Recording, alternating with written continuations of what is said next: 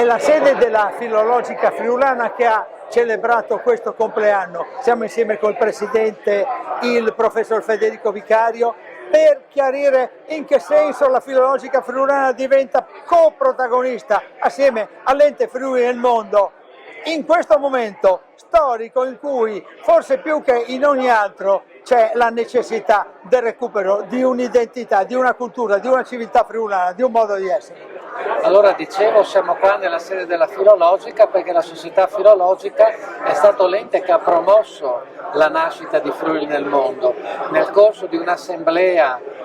a Gradisca nel 1952, un gruppo di delegati friulani, anche provenienti dalle varie comunità, hanno sollecitato la Società Filologica a un'azione forte per passare, da quello che era un po' l'osservazione di questo fenomeno dell'immigrazione friulana a una posizione più forte di intervento in sostegno, in aiuto delle nostre comunità e dei fogolars furlans in tutto il mondo. Quindi la Società Filologica che è stata la levatrice dell'Ente Friuli nel mondo, e che da quella volta, quindi da 70 anni, accompagniamo l'Ente Friuli nel mondo con tutta una serie di iniziative, manifestazioni, le promozioni di contenuti, la valorizzazione naturalmente della cultura e dell'identità friulana, che è quello che alla fine l'emigrazione friulana ci chiede. Siamo nel tempo della globalizzazione, ha ancora senso, forse maggiormente, di parlare di friulanità, di parlare di legame con le radici?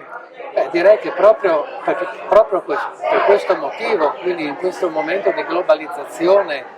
dove ci sono fenomeni che tendono all'omologazione, no, della cultura e dei comportamenti sociali, tanto più è importante ribadire quelli che sono i valori che costituiscono il cardine dell'identità friulana. Li abbiamo ricordati anche stasera: si tratta della cultura del lavoro, si tratta della moralità, si tratta del senso della famiglia, e tutti questi valori costituiscono l'identità friulana insieme a tutti gli altri patrimonio materiale e immateriale di cui siamo portatori. Ecco, dunque c'è l'identità friulana come bandiera veramente da portare e da trasmettere ai nuovi friulani che vivono anche nel mondo. Grazie Presidente Vicario.